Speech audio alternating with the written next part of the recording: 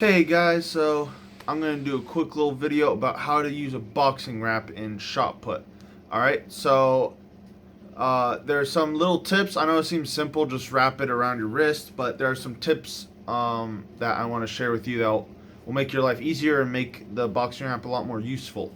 Now, first and foremost, if you're just going to use a boxing wrap and not have another wrist strap on it like a Arterdol, and just use a boxing wrap like a Crouser, I would recommend taping and then the boxing wrap if you're throwing like a 16. If you're in high school and you're still throwing like a 12 or a 10, or you're a woman, you're just throwing like a 4K, that's fine. Like, you don't need that much. But 16 or higher, you need tape and then a boxing wrap, or else it just won't really be the same. All right. The next thing that's a common misconception is that people just don't even think about their hand when they're actually doing this.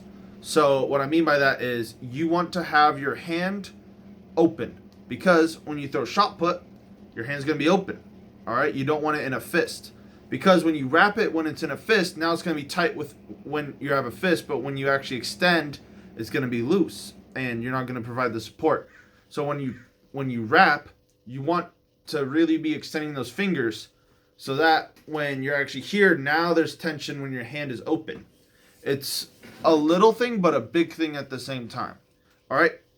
So let's get to this. This is a long boxing wrap, which I like to use and like to recommend for people throwing a 16 or higher, just because it just gives you more support than I forget, like half the length boxing wraps. I forget the actual lengths. So I do the thumb loop, and I like to go from like here to here. Some people go all the way to their elbow. Some people don't go. That's a personal preference thing.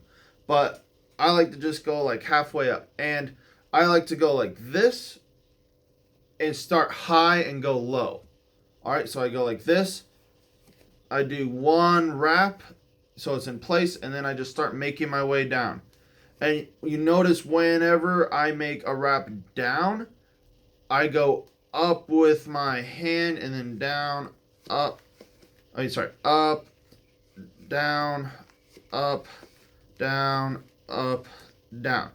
Once I get here, all right, now I go here. I make sure my hand is a little bit up. I take my thumb loop off, because you're not allowed to have anything around your thumb when you're throwing a shot. All right, so you're here, and now we're just going to cover up the thumb loop right here. So just make a couple wraps here. And then once you go there, just start making your way up. Making your way up. And then just kind of get rid of the extra slack. All right, so the first layer should be tight. All right, the first layer going down should be tight. These should be relatively tight, not as much. You don't want that much stuff pressing in here and like this part of your arm. Your wrist, because there's a lot of nerves. All right, and if you have a bad release or you're just throwing a lot, that's a lot of pressure pushing in on those nerves, and you're going to get a lot of damage to your hand and wrist, and it's going to hurt a lot. You want to feel a lot of pressure here, so when you open your hand, you should feel tension. All right, and you notice when I do this, like that's kind of fine. I should have probably taped a little bit more here, but really you just want to tape higher, because the higher you go, the more tension is going to be here, and it's going to just provide that much more support. All right, but that's basically the spiel. One other thing that I forgot is when you are taping, taping and boxing wrap, is you want to just replace halfway.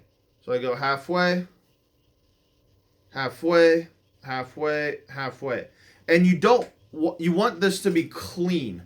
So you notice when I'm doing this, I'm here, and everything is clean. You don't want it all wrinkly and loose and whatnot, because, one, it just doesn't look good, and really, that's what it's all about. But two, and more importantly, is the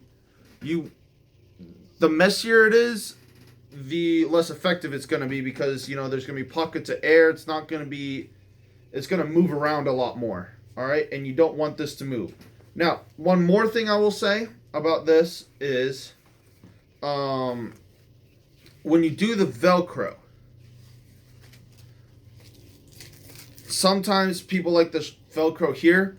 I will say some officials are stupid, don't allow you to actually have the Velcro here. Don't ask me why, whatever. If your official allows you to get away with it, which, you know, it's not a rule that you can't do this because what, I don't even know.